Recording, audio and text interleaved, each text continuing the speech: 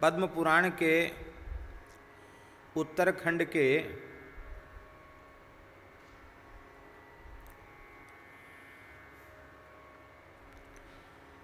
132वें अध्याय में खंड 6 में भगवान शिव ने पार्वती जी से कहा है,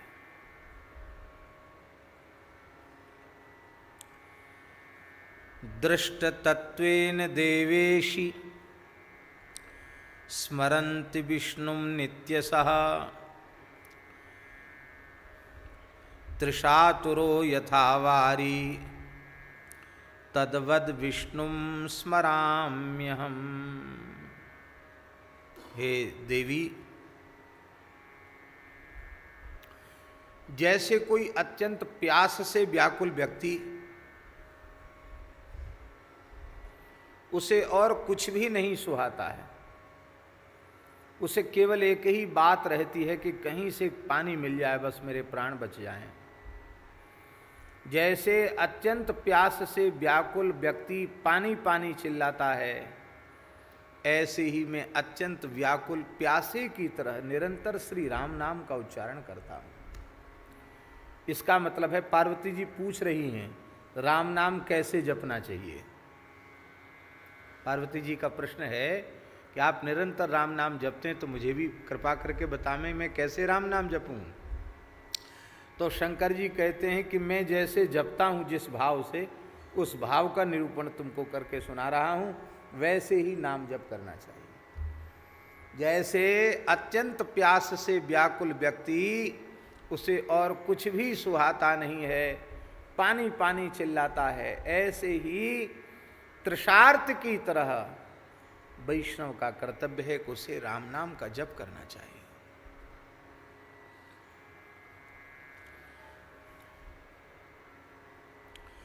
हिमेनाकुलितं विश्वं स्मरत्यग्निं यथा तथा तद्वदेवि तु वै विष्णुं स्मरन्ति विबुधादयः।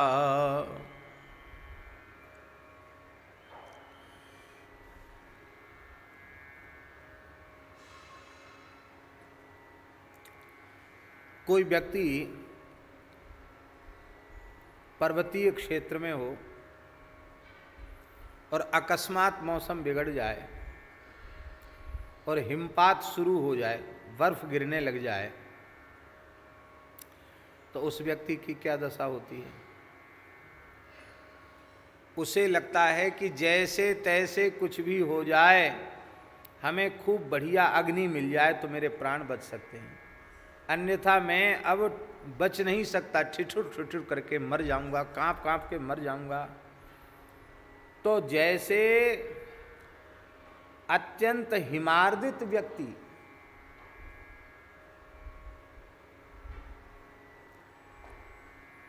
भैया कोई पकड़ लो, उनको दिखता कम है, उतरने नितर में कि हाथ पैर नहीं पड़ जाए।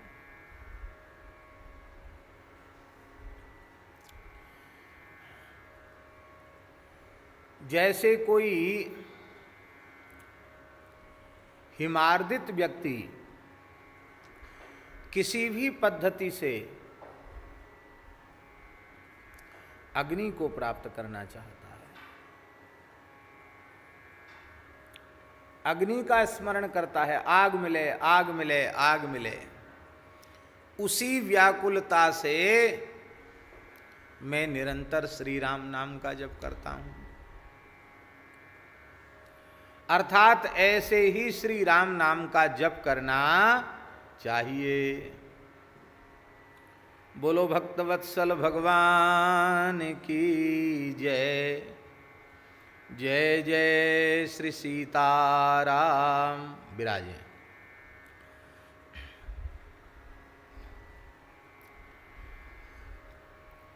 बड़ा सुंदर प्रकरण चल रहा है। पार्वती जी पूछ रही हैं कि आप निरंतर नाम जप करते हैं तो हमें भी नाम जप की पद्धति बतावें, नाम जप कैसे करना चाहिए। तो हम चर्चा कर रहे थे कि पहला उदाहरण तो भगवान शिव ने दिया है। पहला उदाहरण तो ये दिया है कि जैसे अत्यंत प्यासा व्यक्ति बिना पानी के लगता है प्राण निकल जाएंगे, और वह सब कुछ भूलकर केवल पानी का स्मरण करता है, ऐसी व्याकुलता पूर्वक में निरंतर श्री राम नाम का जप करता हूं। दूसरा उदाहरण दिया, हिमेना कुलितम विश्वम स्मरत्यग्निम यथा तथा तद्वदेव वै विष्णुम स्मरन्ति विबुधादयः। जैसे किसी व्यक्ति के ऊपर बर्फ पड़ जाए, हिमालय में घूम रहा है और बर्फीली हवा चली, फिर बर्फ गिरने लगी, अब बिल्कुल लगता है कि वो मर जाएगा बिना अग्नि के। तो वह जैसे व्याकुल हृदय से अग्नि का स्मरण करता है, किसी भी पद्धति से हमें आग मिले तो मेरे प्राण बचें, उतनी व्याकुलता से मैं भगवान श्री राम के पवित्र नाम का स्मरण करता हूं। तीसरा उदाहरण दे रहे हैं, बहुत ध्यान से सुने। पहले जल का उदाहरण, फिर अग्नि का उदाहरण। तीसरा उदाहरण भगवान शिव दे रहे हैं,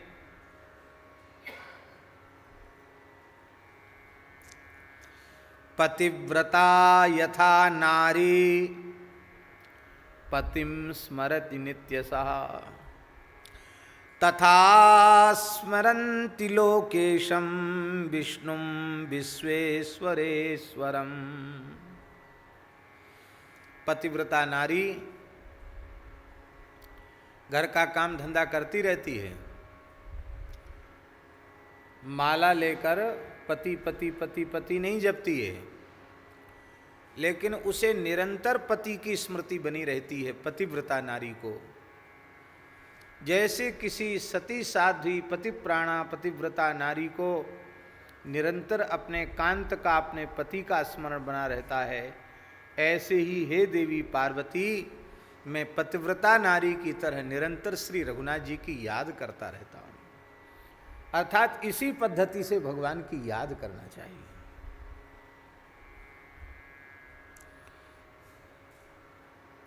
कितने उदाहरण हो गए? 3। अब चौथा उदाहरण दे रहे हैं।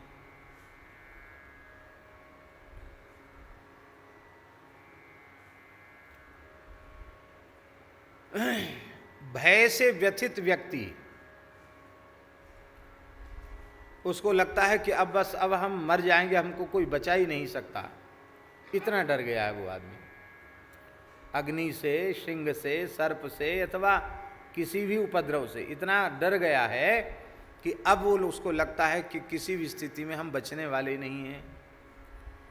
तो वैसा व्यक्ति जो आसन्न मृत्यु वाला है, जिसे मृत्यु सामने दिखाई पड़ रही है, वह व्यक्ति भयभीत होकर के कोई आश्रय खोजता है कि अब मुझे बचाएगा कौन। किसी शरण का आश्रय लेता है। शरण शब्द के 2 अर्थ हैं, एक अर्थ है घर और एक अर्थ है रक्षक। घर में व्यक्ति चला गया तो सुरक्षित हो गया। भगवान ही सब जीवों के घर हैं और भगवान ही सब जीवों के रक्षक हैं।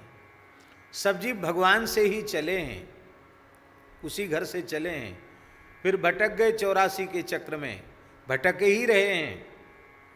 ये तब तक भय से मुक्त नहीं होंगे जब तक जिस घर से चले हैं उस घर तक जब तक पुनः न पहुंच जाएं।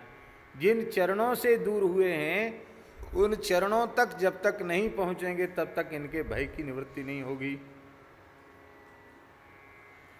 भगवान के चरण कमल ही हम लोगों का घर है, भगवान की शरणागति ही हम लोगों का परमाश्रय है।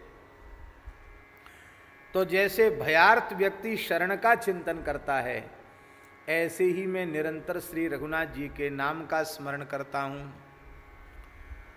अर्थलोभी यथा धनम धन का लोभी व्यक्ति सपने भी धन के ही देखता है, दिन रात धन का चिंतन करता है। ऐसे ही मैं निरंतर लोभी की तरह श्री राम नाम का चिंतन करता हूँ, श्री राम जी का स्मरण करता हूँ। और उदाहरण दे रहे हैं, किसी व्यक्ति को पुत्र की कामना है और पुत्र नहीं हुआ, बहुत व्याकुल है, किसी भी कीमत पर पुत्र हो जाए, चाहे कोई डॉक्टर, चाहे जितना पैसा ले ले, वैद्य ले ले, कोई पूजा पत्री वाला, पंडिताई वाला, कितना भी कुछ ले ले, हमको एक बेटा हो जाए, कैसे भी हो जाए। उसको केवल बेटा की धुन सवार रहती है, वो अपने पुत्र का स्मरण करता है, पुत्र की कामना वाला कि मुझे पुत्र हो। ऐसे ही व्याकुल हृदय से मैं श्री राम जी का स्मरण करता हूँ। भगवती पार्वती जी ने कहा कि आपने यह बता दिया कि अत्यंत व्याकुल हृदय से भगवान का स्मरण करना चाहिए, पर हमारी प्रार्थना है कि ये व्याकुलता तो तब बढ़ेगी जब भगवान के चरणों में भक्ति होगी, निष्काम भक्ति होगी, प्रेम होगा। तो आप कृपा करके यह बतलावें कि भगवान के चरणों में जीव की भक्ति होती कैसे है। ऐसी भक्ति आपने इतने अनुराग पूर्वक भगवान का स्मरण करने का विधान जो बताया, तो इस प्रकार का अनुराग भगवान में कैसे जगे, इस पद्धति से हम स्मरण कैसे करें, ऐसी भक्ति हमारे भीतर कैसे प्रकट हो। क्या बढ़िया प्रकरण है।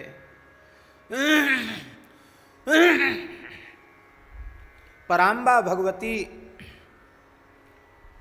कितने सुंदर सुंदर प्रश्न कर रही हैं और कैसे सुंदर सुंदर उत्तर भगवान प्रदान कर रहे हैं।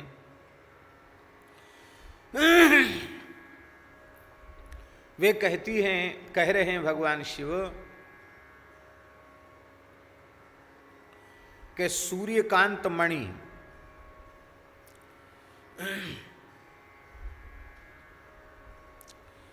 उसके निकट कोई काष्ठ, कोयला, ईंधन, रुई उपस्थित हो जाए सूर्यकांत मणि के निकट, तो सूर्य की प्रभा से, कांति से युक्त होकर वह मणि की जो किरण है वो उस लकड़ी में, उस रुई में, उस काष्ठ में अग्नि को उत्पन्न कर देती है।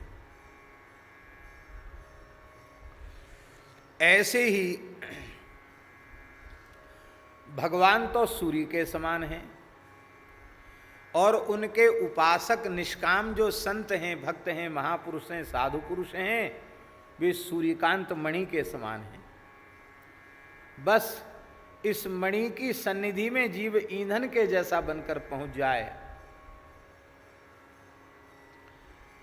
तो जैसे सूर्यकांत मणि के संयोग से काष्ठ में, तृण में, रुई में अग्नि उत्पन्न हो जाती है, ऐसे ही साधु पुरुषों की चरण सन्निधि मात्र से जीव में भक्ति का उदय हो जाता है।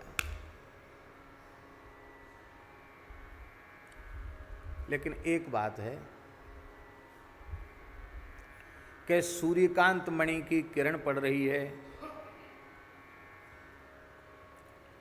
और इधर रुई, सूखा ईंधन, लकड़ी, कोयला कुछ भी रखा है और बीच में आवरण है, लोहे का आवरण है या ईंटा पत्थर का आवरण है, और उस आवरण पर पड़ रही है किरण, सीधे उस सूखे ईंधन पर किरण नहीं पड़ रही है, तो क्या सूर्यकांत मणि उसे प्रज्वलित कर पाएगी? ध्यान में ही बात, नहीं प्रज्वलित कर पाएगी। ठीक इसी प्रकार से जो लोग निश्चल निष्कपट भाव से साधु पुरुषों का सेवन करते हैं, उनमें निश्चित भक्ति प्रकट हो जाती है, और जो कपट का आवरण, छल का आवरण ऊपर चढ़ा करके साधु संग, गुरु संग करते हैं, वो चाहे जैसे महापुरुष की सन्निधि में जीवन पर्यंत रह जाएं, उनको भक्ति प्राप्त नहीं होती है। इसलिए निश्चल निष्कपट भाव से संत सद्गुरु का संग करो तो निश्चित आपको इसी जन्म में भक्ति प्राप्त हो जाए।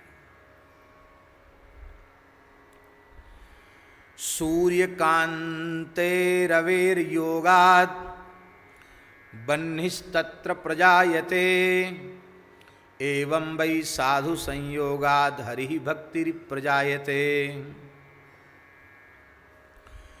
शीतरश्मे यथा कांतश्चंद्र योगादश्रयेत दपश्रयेत एवं वैष्णव संयोगान मुक्ति भवति शाश्वती। चंद्रमा की किरण चंद्रकांत मणि पर पड़ती है और वो चंद्रकांत मणि उसमें से पानी टपकने लग जाता है। मणि में पानी नहीं है पर चंद्रमा की किरण पड़ने से उसमें पानी टपकने लग जाता है। ऐसे ही वैष्णव तो चंद्रमा के समान हैं, भगवान तो चंद्रमा के समान हैं और वैष्णव संत गुरुजन वो चंद्रकांत मणि के समान हैं। जैसे ही वो परमात्मा का नाम रूप लीला का आह्लाद रूपी किरण शीतल किरण उनमें पड़ती है तो अश्रु कंप पुलक आदि प्रेम के भाव सहज उनमें दिखाई देने लग जाते हैं। और ऐसे प्रेमी अनुरागी संतों का संग करने वाले संसार के चक्र से सहज ही मुक्त हो जाते हैं।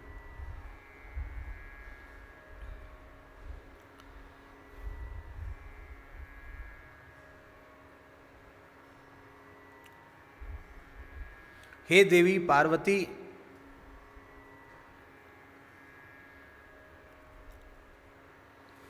अनन्य भाव से श्री रघुनाथ जी का आश्रय लेना चाहिए।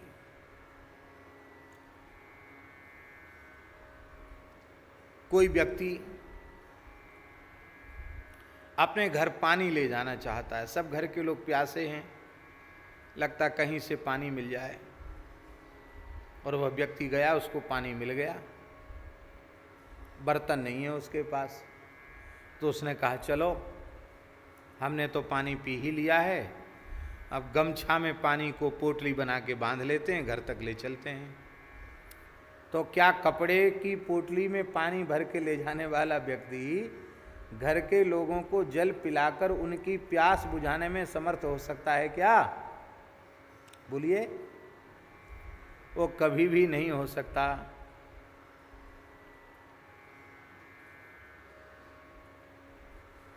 प्यास बुझाने में समर्थ नहीं हो सकता, क्योंकि जब तक वो चलेगा तब तक पानी कपड़े से टपक जाएगा। ऐसे ही जैसे वस्त्र में जल भरकर ले जाने वाला व्यक्ति तृषा को शांत नहीं कर सकता, प्यास को बुझा नहीं सकता, कृतार्थता का कृत्यता का अनुभव नहीं कर सकता, बहुत ध्यान से सुने, उसी प्रकार से हे पार्वती, हमारे प्राण जीवन धन श्री रघुनाथ जी के भक्ति के बिना कोई जीव कृतार्थ हो ही नहीं सकता है। इसलिए सभी देवी देवताओं की भक्ति का उपासना का फल है श्री राम जी के चरणों में प्रेम हो जाए।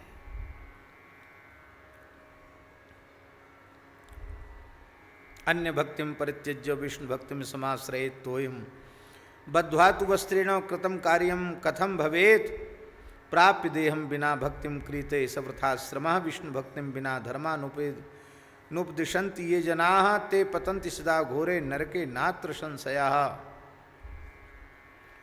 स्वयं वैष्णव नहीं है, विधिवत वैष्णवीय संस्कार प्राप्त नहीं किया है, भगवान के चरणों में उनका अनन्य अनुराग नहीं है और उपदेशक बन जाते हैं। भगवान शिव कह रहे हैं, धर्मोपदेश करते हैं, कहते ऐसे अवैष्णव विमुख प्राणी यदि बिना हरि भक्ति के धर्म का उपदेश करते हैं तो घोर नरक में गिरते हैं, इसमें कोई संदेह नहीं है।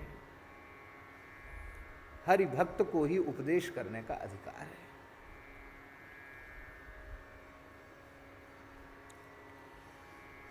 भगवती पार्वती जी ने प्रश्न किया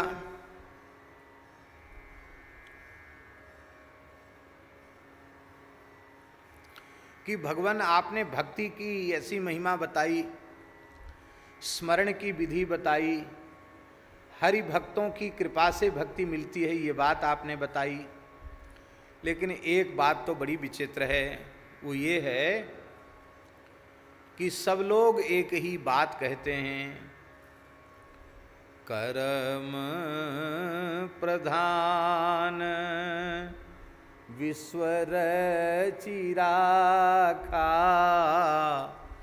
जो जस करे सो तस फल चाखा। को न काऊ सुख दुख कर दाता, निज कृत कर्म भोग सब भ्राता। इतने वचन हैं शास्त्रों में।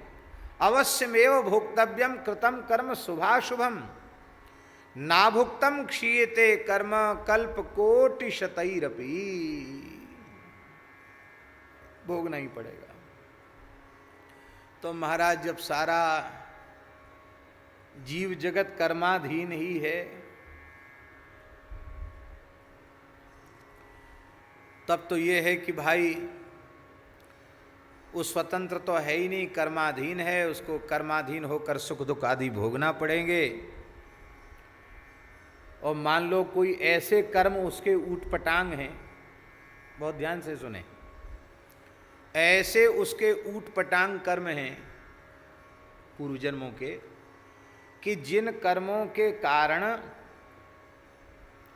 वह भगवत प्राप्ति के पथ में चल ही नहीं पा रहा है, उसके दुष्ट दूषित संस्कार बार बार विक्षेप उत्पन्न कर देते हैं। और ये समस्या है, साधकों की समस्या है। मैं बहुत विनम्रता पूर्वक प्रार्थना कर रहा हूं, साधन में प्रवृत्ति होना और साधन में रुचि जगना ये सामान्य बात नहीं है। दोनों बातें अत्यंत अत्यंत दुर्लभ हैं। क्या कहा था अभी हमने? और हाँ, साधन में रुचि और साधन में प्रवृत्ति।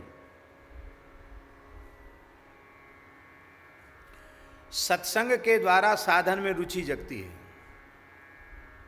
अब ऐसा करेंगे, अब ऐसा करेंगे, ऐसा करेंगे, पर प्रवृत्ति नहीं होती। कभी कहेंगे अभी तो गर्मी बहुत पड़ रही है, अभी ये नाम जप का नियम ठीक नहीं है, थोड़ा पानी आवे, वर्षा होवे तब करेंगे। फिर बरसा गई, अरे बोले सबको कीच कांदा हो गया, मक्खी मच्छर बहुत बढ़ गए। अभी कहाँ, अभी तो भिन्न भिन्न सब जगह हो रहा है, ठीक नहीं। थोड़ी ठंडी आ जाए तब बढ़िया साधन बनेगा, तब भजन करेंगे।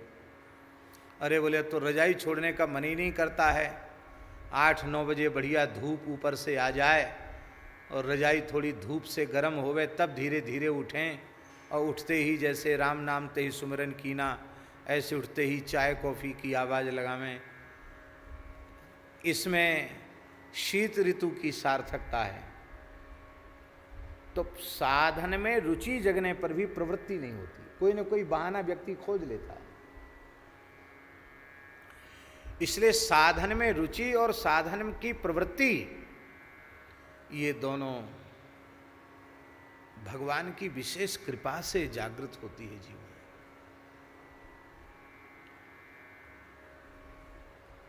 हरि गुरु और संत, गौ ब्राह्मण, इनके प्रति मन वाणी क्रिया से किसी भी प्रकार का अपराध न बने। इनके प्रति निरंतर भाव जगे, भाव बढ़े, तो ही साधन में रुचि जगेगी और साधन की प्रवृत्ति होगी। साधन में किसी की रुचि जग गई, साधन में प्रवृत्ति हो गई, पर हरि गुरु संतों का अपराध चाहे मन से अथवा वाणी से अथवा क्रियात्मक रूप में बन गया, तो साधन की रुचि भी समाप्त हो जाएगी और साधन में प्रवृत्ति भी साधन की प्रवृत्ति भी समाप्त हो जाएगी। इसलिए अपने साधन को सुरक्षित करने का एक ही उपाय है कि जो अपने श्रद्धेय महापुरुष हैं उनमें निरंतर श्रद्धा की वृद्धि हमारी कैसे होगी। श्रद्धा शून्य व्यक्ति का संग नहीं करना, श्रद्धावान का संग करना। साधक की सर्वोपरि पूंजी श्रद्धा ही है।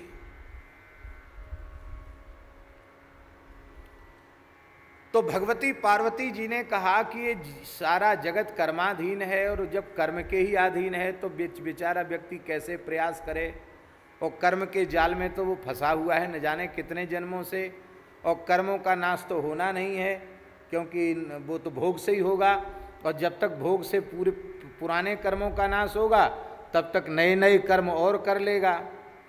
तो वो तो कभी खत्म होने वाले हैं नहीं, नए नए हो रहे हैं क्रियमाण, वो संचित में जा रहे हैं, संचित से प्रारब्ध में आ रहे हैं, बस संचित क्रियमाण प्रारब्ध इसी फेरे में पड़ा रहेगा जीव। फिर भी जीव जब कर्म के अधीन है तो जीव भक्ति कैसे करे, कैसे भक्ति करे।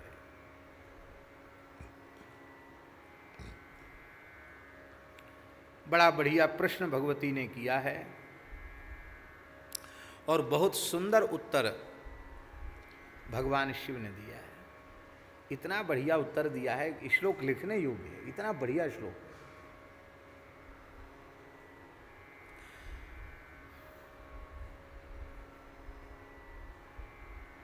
पिताजी, भगवान शंकर कह रहे हैं कि कर्माधीनम जगत सर्वम अवश्य में भोक्तव्यम कृतम कर्म शुभाशुभम, ये सामान्य व्यवस्था है। जो भगवत शरणागत हो गए उनके लिए यह व्यवस्था नहीं है।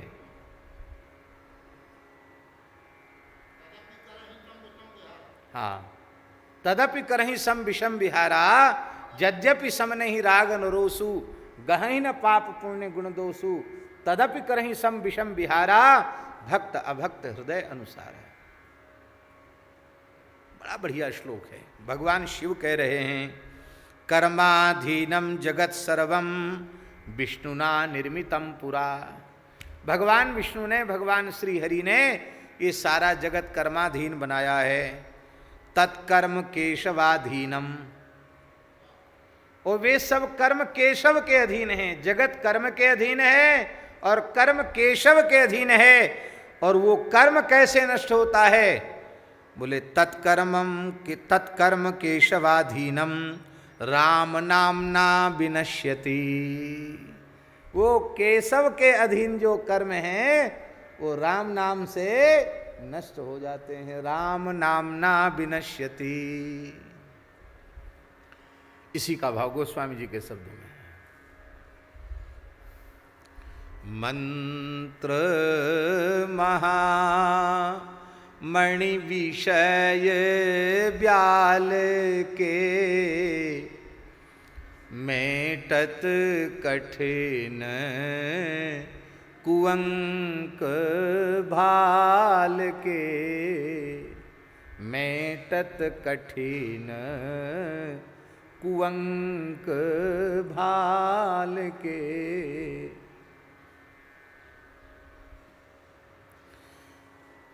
हरि गुरु संतों की कृपा से कर्म नष्ट हो जाता है।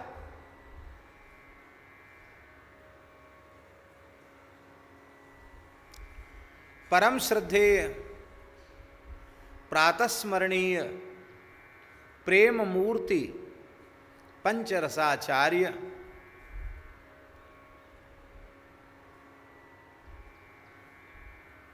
अनंत श्री समलंकृत श्रीमत् स्वामी रामहर्षण दास जी महाराज, भारतवर्ष की संत परंपरा के एक मूर्धन्य महापुरुष, जिनका दर्शन करने से लगता था कि हम प्रेम मूर्ति भरत जी का दर्शन कर रहे हैं। निरंतर भगवत प्रेम में विभोर रहने वाले ऐसे आचार्य स्वरूप भगवत स्वरूप महापुरुष मैं स्थान भूल गया हूँ, वहाँ किसी मध्य प्रदेश में कहीं वो थे अपने परिकर के सहित, किसी सत्संग यात्रा में थे, और अनन्य गुरुनिष्ठ महंत श्री हरिदास जी महाराज, जिनकी सरकार के प्रति अगाध निष्ठा थी, वे उस समय सरकार की सेवा में थे।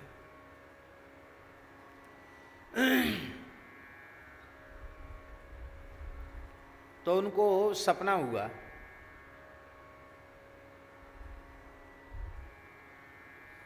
उनको स्वप्न हुआ कि हम कहीं जंगल में भटक गए हैं, भटक करके कुछ बसोरों का जैसा मोहल्ला है वहाँ पहुँच गए हैं, और उन लोगों ने देखते ही बड़े बड़े बांस लेकर पीटना शुरू किया। अब उन्होंने बचाने के लिए अपने आप को ऐसे ऐसे हाथ किए, सिर बचाने के लिए, तो बांस यहाँ पड़े, लाठी यहाँ पड़े, वहाँ पड़े, पीठ पर पड़े।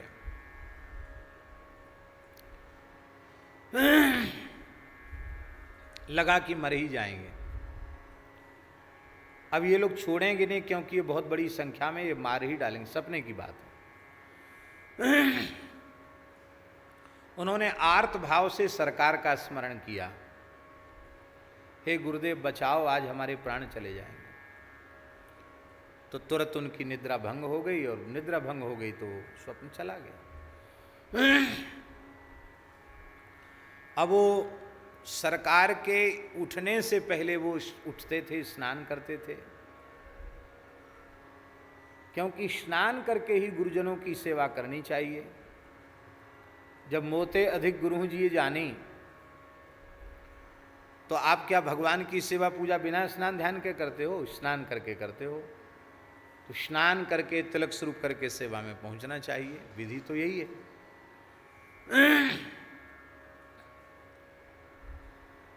गुरुजनों का शरीर अशुद्ध नहीं होता, उनके स्नान आदि के छींट भी शरीर पर पड़ जाएं तो सारे धरती के तीर्थों में स्नान का पुण्य प्राप्त हो जाता है। शास्त्रों में ऐसा लिखा हुआ है। ऐसा नहीं कि हम स्नान करके तिलक करके हैं और गुरुजी तो अभी डोलाल होके आए हैं, बिना नहाए हैं, नहीं, ऐसा नहीं।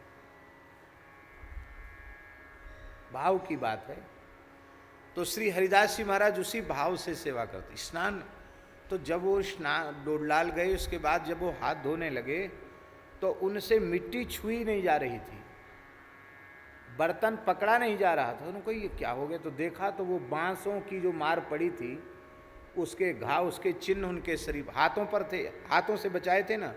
सपना सच्चा हो गया। अब जैसे तैसे उन्होंने नहा तो लिया, पर संतोष नहीं हुआ, और उन्होंने सरकार के सामने जाकर के रोते हुए कहा, मेरे सारे शरीर में भारी वेदना है, ये देखो ये घाव सब हो रहे हैं, जैसे कोई लाठी पड़े ना, लाठी पड़ने से हाथ फूल जाए, छाले पड़ जाए, ऐसे।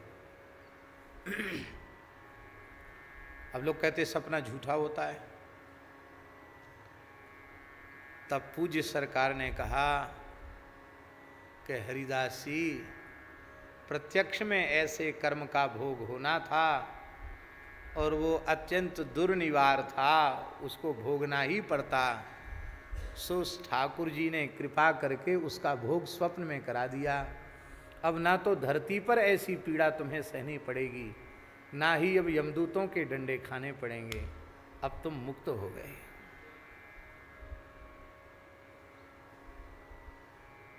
इसको कहते हैं भगवान के स्मरण से कर्म का नाश।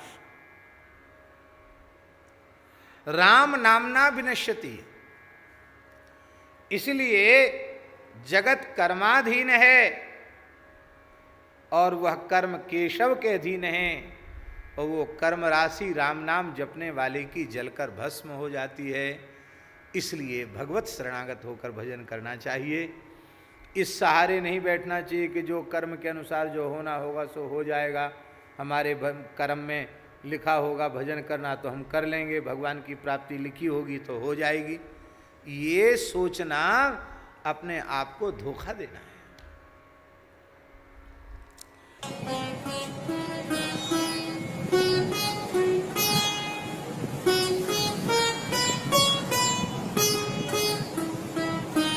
श्री सीताराम प्रतिदिन सत्संग एवं दर्शन के लिए श्री महाराज जी के ऑफिशियल चैनल को जरूर सब्सक्राइब करें।